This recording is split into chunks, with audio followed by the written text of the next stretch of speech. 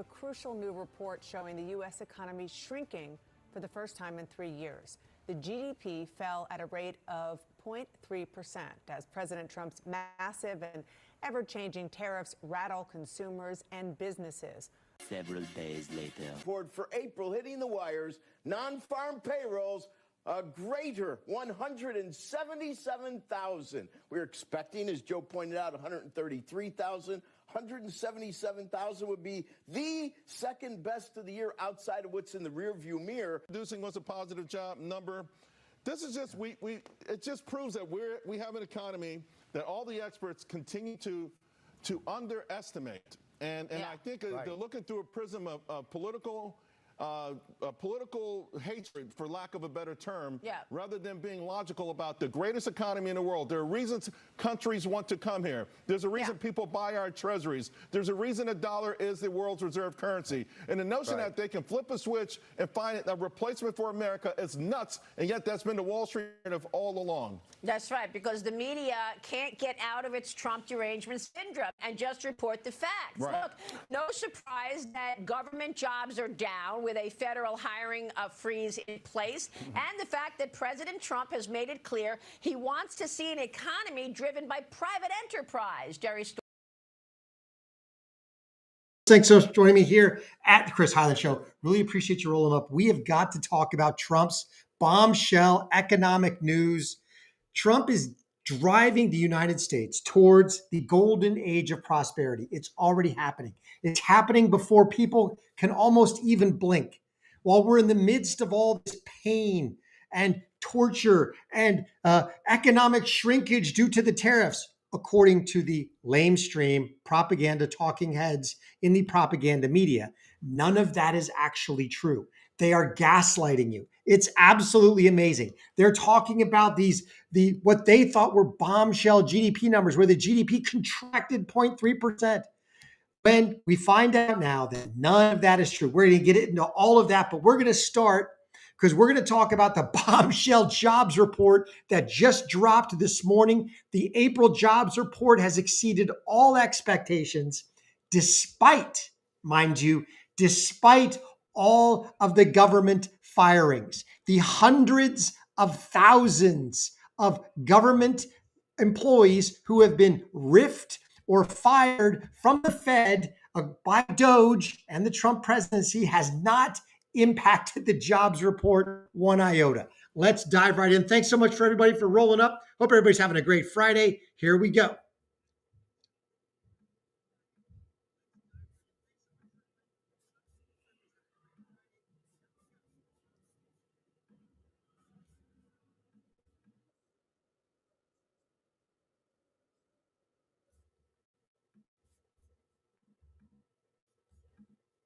$436,000 increase in the number of people who are employed. So this is an amazing report. The number of people, the labor force participation rate rose. So this is a really strong number. I wanted to mention one other quick thing. About 2 weeks ago, every headline, Wall Street Journal, New York Times, Washington Post, was, the stock market is crashing. And since then, the market is up, like 2,800 points. Yeah, well, you don't see that by the way, I don't see headlines about that. That was the point. That was the point that Scott Bessent made. Yeah, Scott Bessent made the same point yesterday. That exactly, he made that point. But exactly, the market took a dive based on insecurity during the whole Liberation Day announcements and all of the tariffs, and it has already rebounded 2,800 points. The liberal media, the propaganda talking heads, the globalist puppets will not tell you any of that. They'll not tell you that the market is already rebounding and that the market is now getting primed to absolutely run away. And it's getting primed to run away because Trump is delivering multi-layered victories. It's not just a jobs report for April. It is the jobs report. It is the actual underpinnings of the GDP report, which the Dems tried to convince everybody was a negative. Oh, we're heading towards recession. Oh no, one more quarter of negative growth and we'll be in a recession. Even though, remember, 4 years ago, they absolutely redefined the word recession and everything because Biden's economy was an absolute train wreck. They don't want to talk about any of that. But we're going to dive into all this. So 177,000 jobs added in April. That is up by a third over what expectations were at 133,000. And the number all the Dems were looking at was 100,000. If they could get a jobs report under 100,000, that would mean that they weren't even maintaining the current jobless rate. But that's not what happened. Trump and his economy exceeded expectations despite the hundreds of thousands of government layoffs. So in reality, the private sector added 400,000+ jobs, which is absolutely amazing. Now, CNN was forced to report it. They couldn't hide. Here we go.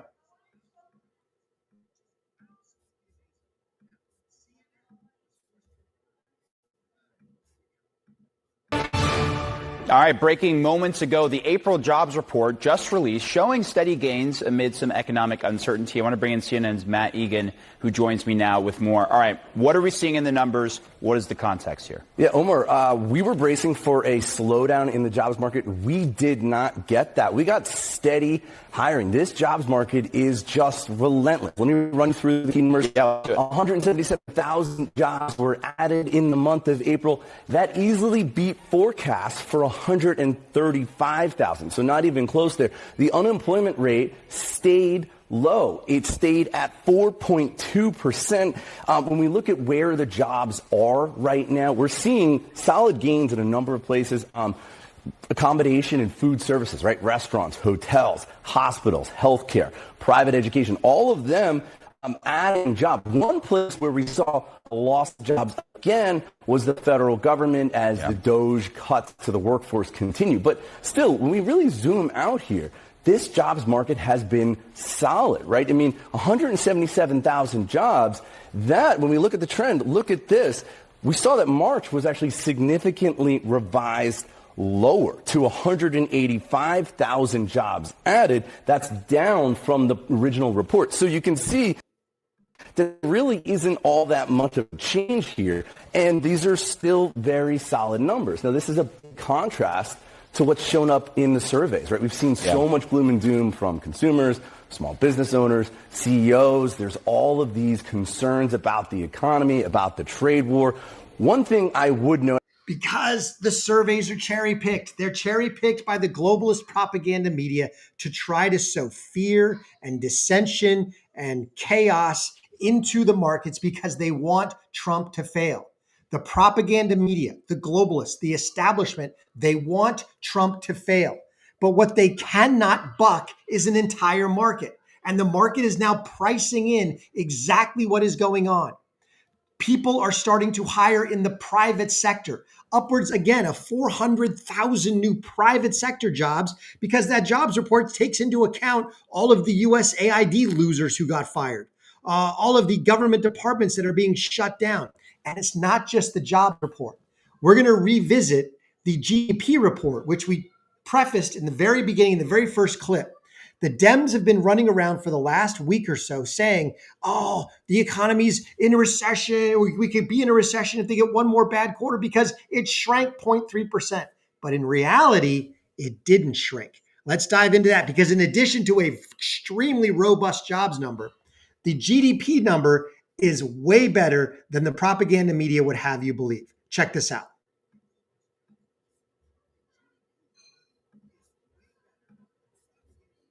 First up, the falling GDP panic is more fake news. And that's the subject of the riff. All right, hang on. The liberal media and their pals on Wall Street are talking about recession, because the first quarter GDP was scored with a slight decline of 0.3%. And those afflicted with the disease of Trump derangement syndrome are now talking about recession in the second quarter. Nope. But if you look under the hood of this GDP report and you carefully parse through the numbers, what you actually come up with is a rather strong economy that's growing at something around 3%. That's right, 3%. Now, Mr. Trump has barely begun, but core GDP in Q1, which takes out the fluky trade import numbers from the tariff front-running. So the heart of GDP, which is private sector consumption plus private sector business investment, well, you see an actual increase in the first quarter of, wait for it, 3%. And then, if you look deeper into the numbers, you find even better news. Private business investment is up while government spending is down. That's right. Business fixed investment increased nearly 10% at an annual rate in Q1. And even better, business equipment and machinery, which is an incredibly important harbinger of productivity, of job increases, and real wage hikes. That rose an incredible 22.5%. So what we're getting to is the GDP numbers are skewed for two major things. One is government spending. All of the GDP numbers essentially for the last 4 years under the Biden train wreck have been skewed, they've been pumped, they've been faked by constantly rising government spending, which is not actual GDP, not real. It's fake. It's junk GDP. It's like going to McDonald's and eating a bunch of junk calories and saying, hey, I'm sustaining my body. Yeah, that and a bunch of sugar will give you energy for a while, but everything starts to break down. The same thing is true of government spending. It is factored into the GDP report. It absolutely should not. Imagine, for example, they take $1 billion, they buy a bunch of bombs, and they hand them over to Ukraine, who drops them on Russia. That's done. That GDP is over. It's almost like spending $1 billion to dig a bunch of holes and refill them. You didn't actually accomplish anything. But this GDP number, when you factor out the government spending, which is decreased massively under Doge and under Trump, when you exit that out, because that's dragging the overall number down, and also when you exit out the fact that a whole bunch of companies were importing big numbers in order to avoid the upcoming tariffs that everybody knew Trump was going to levy in the first for this first quarter, that also skews, because when we import, it is actually a negative GDP marker. So when you factor all those things, Kudlow's got it at 3.1%, which is extremely sustainable, robust growth. But when you look even below those numbers, we could be talking a much, much bigger GDP number. Let's dive into that, because there are some estimates out there that have the number between 4 and 5%. Check this out. 0.3%. And the media is saying this is the negative fallout from President Trump. See, they told you so. He was going to mess it all up, and he did. But when you drill into the details, there's some interesting things here that may not be the case. Almost every marker of GDP was up, except government consumption expenditures. Government spending, which was always up during the Biden administration. And in fact, this is why the Biden administration always took credit for a strong economy, is because it was government growth. We held their feet to the fire for it. Now take a look at the Trump administration's first quarter GDP, and it shows that all other measures are up, but government spending is down. Not that one. Can you go forward to the next one? Yes. So these are the numbers we're looking at. Economist Peter St. Onge joins us to break this down. So, Professor St. Onge, did Trump tank the economy, or just in the ways that he said he would? You know, the media was waiting for this, man. They were so happy to see that negative number. So this was a kind of a crazy GDP report, and it was actually a blockbuster report. It was off the charts, fantastic, but it was a negative number. And the market actually took a minute to figure it out. So when the report first came out, mainstream media, they said negative, we're in a recession, Trump has done it, did you vote for this? It absolutely gaslit the entire American public, trying to make you think this was a negative report because they didn't dive into the actual numbers. But we're going to. Here we go. And the Dow Jones actually dropped about 2,000 points just off the bat. And then it immediately started rebounding as the analysts on Wall Street figured out what was actually in this report. By the end of the day, the market was actually up on it. And so what happened is that the entire negative part of the print, yes, you had government shrinking, and that was the first time that it happened, of course, since Biden came into the office. But the big one was that the negative was because imports are being front run, right? So there was a 41% increase in imports. And these are companies trying to bring imports in before the tariffs hit. So that's cars, it's clothes, it's everything under the sun. Those subtracted something like 4.1% off of GDP. So import stuff, it's kind of weird, but it counts as negative GDP. The assumption is that it's going to increase the GDP in future. But anyway, it's not accurate for this purpose. It's kind of a statistical quirk. So now what's fun is that if you strip out that front running, then you actually had about 4.5% growth. Okay. And as you mentioned, government actually shrank, right? That's what was driving the whole thing during Biden. So if you ignore that, you're looking at close to 5% growth, which is extraordinary. Now, where did that come from? 5% growth.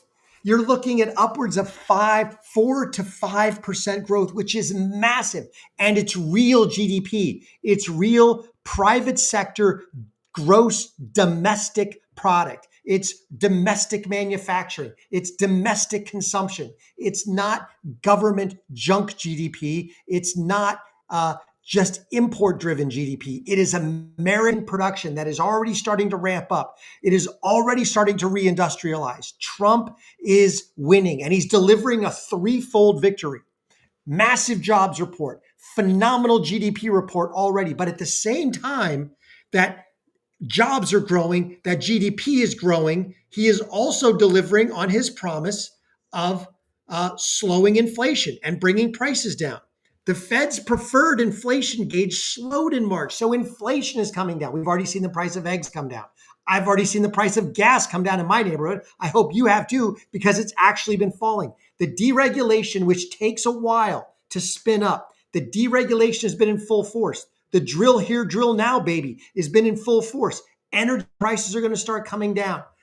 So this whole thing is just starting the slow roll, and is going to start picking up speed. It is going to be a snowball downhill. It is going to be an avalanche pretty soon of awesome numbers. And it is because of the Trump economy. It is what he's doing with drill here, drill now. It's what he's doing with deregulation. It's what he's doing with reducing government spending. It's what he's doing with the tariffs.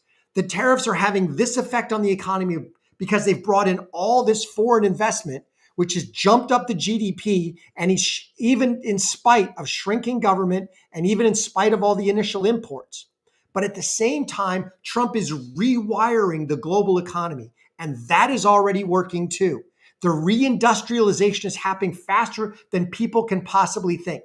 Let's dive into that. That's the next phase I want to get into, because the other part of this massive victory that is happening right now is what Trump is doing on the economic trade front. Here we go.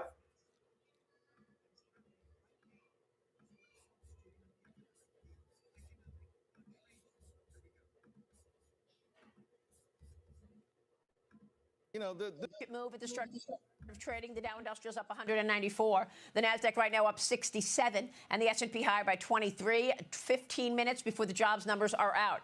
Now to China. Beijing is now considering official trade talks with the United States, but it is also requesting that Washington cancel its unilateral tariff measures first.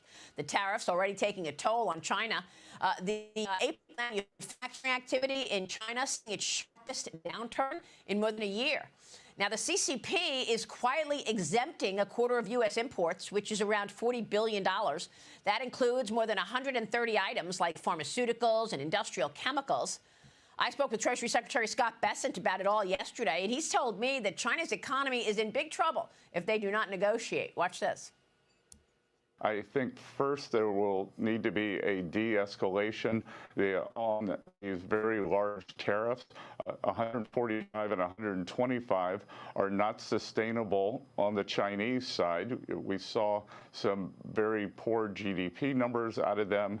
Out of China yesterday. We're now seeing very large estimates of job growth loss from 5 to 10 million jobs. So the Chinese economy is slowing down substantially here. So we will likely revisit the purchase agreements that were put together in the first China trade agreement in January of 2020 to make sure that the Chinese are honoring those agreements.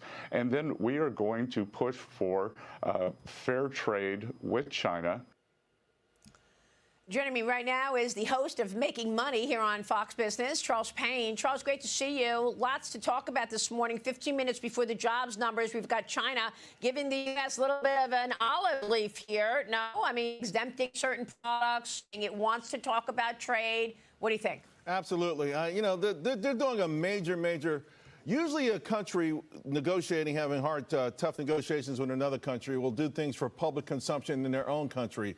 Because the media hates Trump so much in this country, China knows it can do things for public consumption in both countries. So, you know, on the surface, yeah, no one's made a phone call. We don't care. We're in this to the death, you know, invoking Mao's march and how he went into the mountains and hid out for a year, whatever.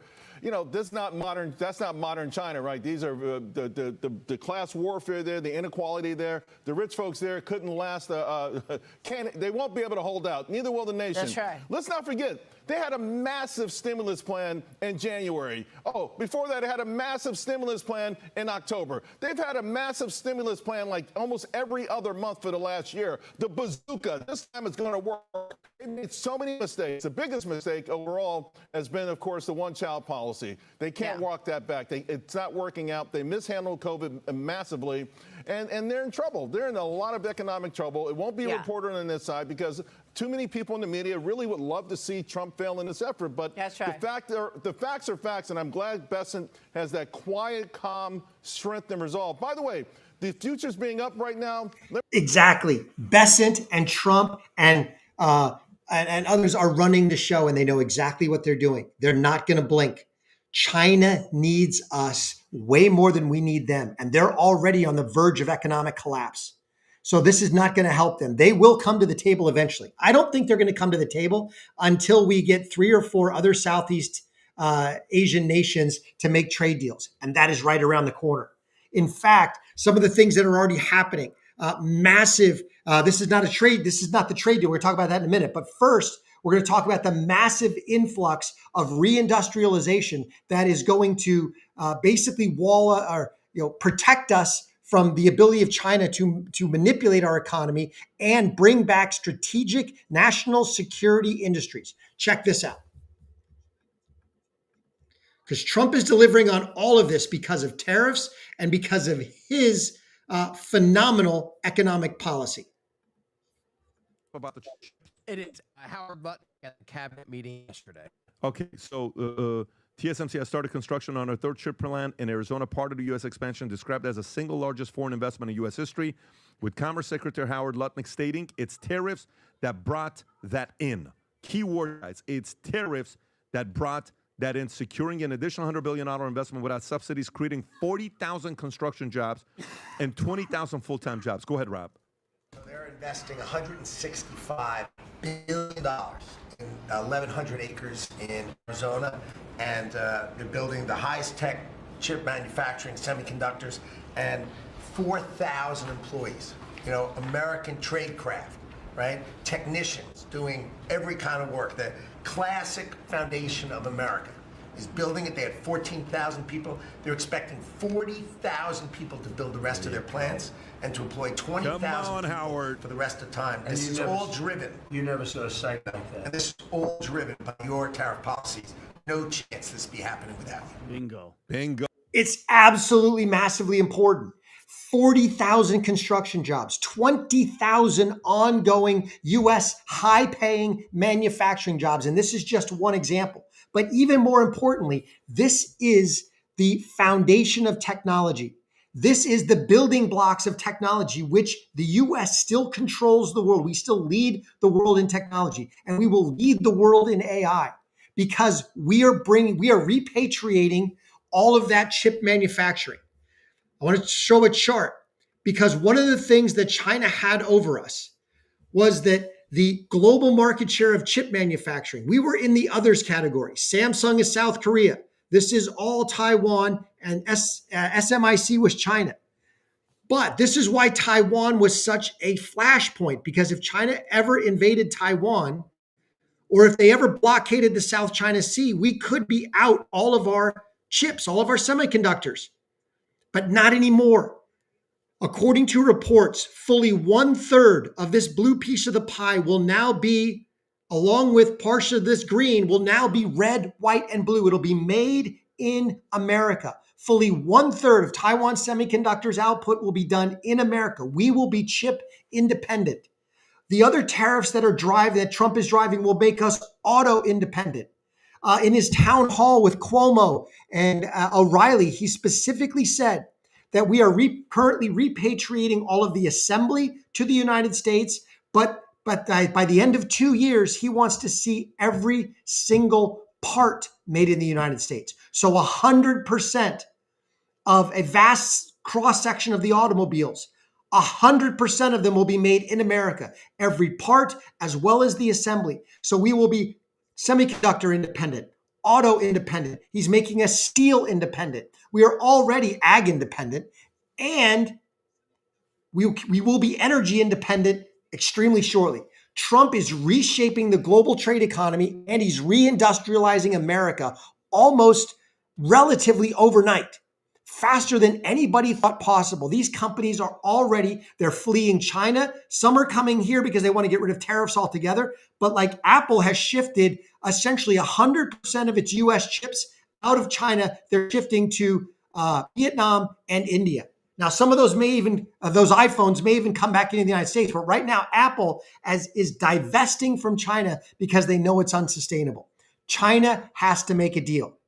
But they're probably not going to do so until other people start making deals when they really feel boxed in.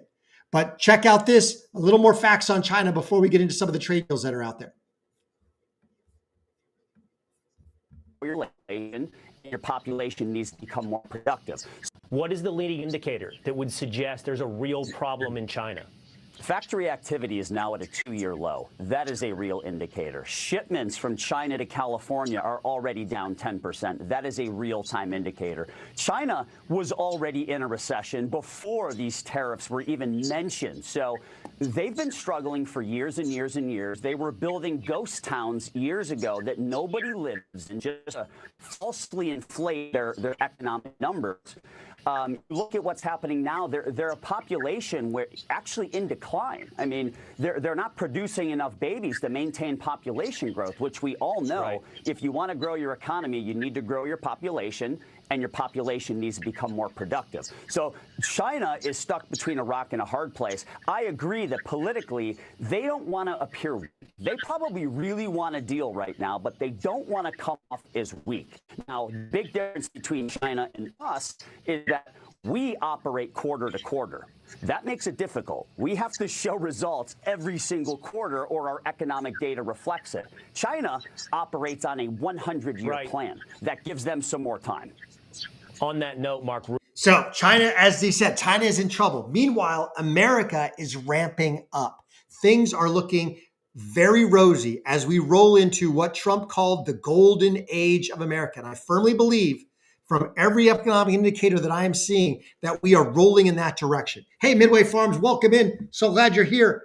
So check out this from J.D. Vance as he was making the stump on some of these economic issues.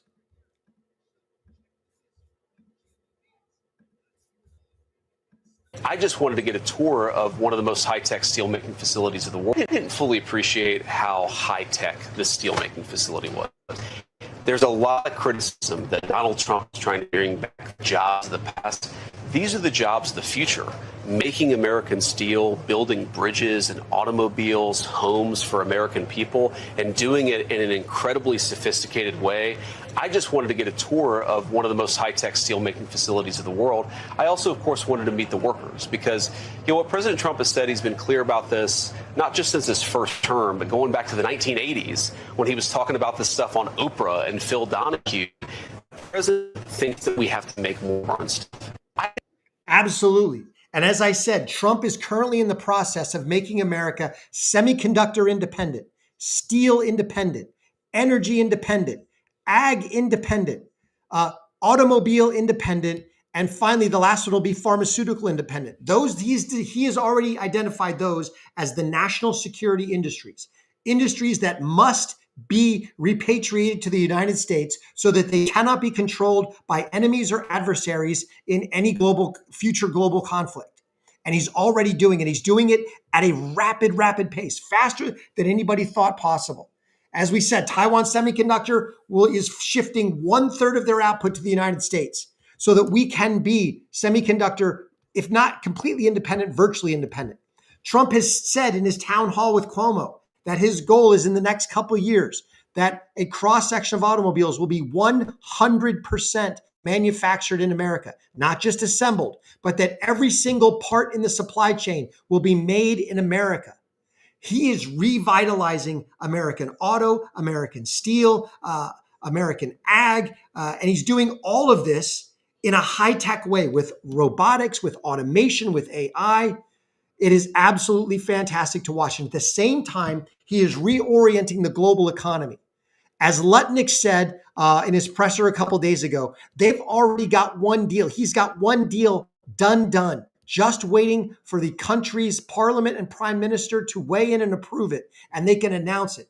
Trump said he's got 2 to 3 that they're going to be announcing very, very soon. This is absolutely fantastic. As soon as they get one of these deals, and it becomes the blueprint, they will start falling like dominoes. The market will absolutely rocket forward. Consumer sentiment will 100% flip again because consumer sentiment is fickle, and they will be all behind this. And China will be boxed in and facing economic ruin, and they will have to make a deal.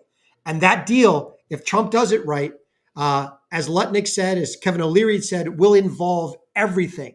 Access to their courts, no more theft of IP, no more of the unfair practices that they have engaged in. They want to be part of the G8, they got to play by the rules.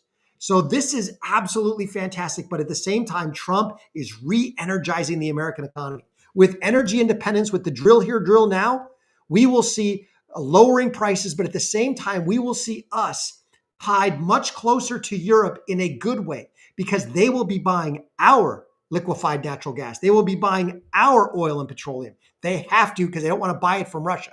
This is great news. Now, check out Lutnick as he was talking about this very fact.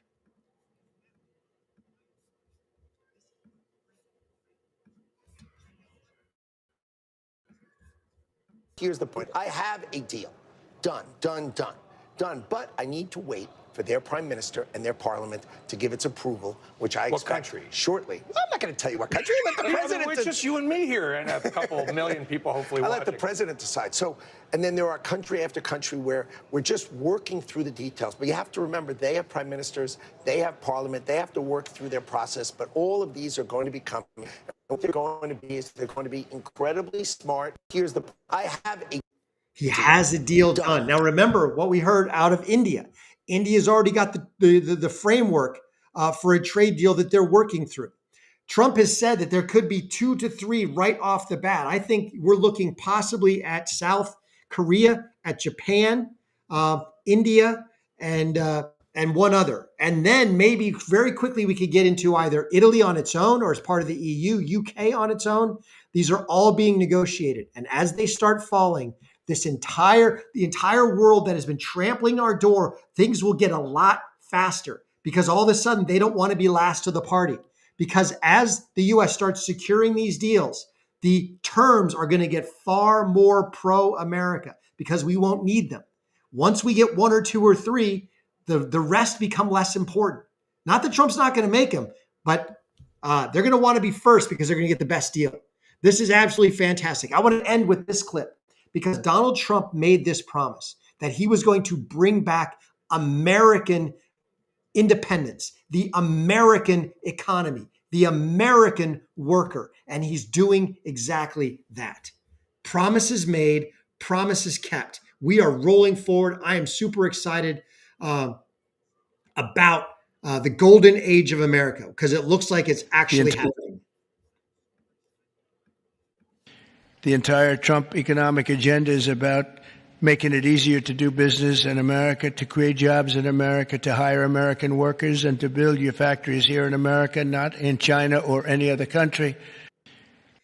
Absolutely true. And the one piece remaining now, actually, we got two pieces, although Lutnick's already said he's got a deal. We need a couple of these trade deals to be announced and start the dominoes falling. And then the last piece, the last major building block that we need they've already started working on, and that is the big, beautiful bill making permanent all the tax cuts, no tax on tips, no tax on Social Security, the largest tax cut in history, actually congressionally mandated lowering government spending, making permanent a lot of the Trump executive orders. That, they said, could be done by July.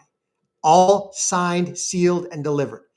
The House's plan is to have their part of the reconciliation done by Memorial Day. That gives the Senate a whole month to work on theirs, and they're targeting July 4th, American Independence Day, to announce the big, beautiful bill. That'll be the last building block.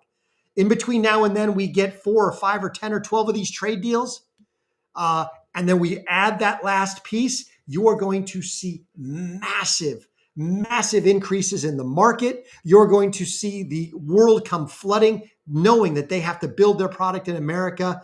I believe we are going to see this thing start churning like a snowball going downhill. It's going to be beautiful. Hey, thanks everybody for rolling up. Midway Farm, thanks so much. Really appreciate everybody being here. Please like, comment, and subscribe. Most importantly, share the Chris Highland Show.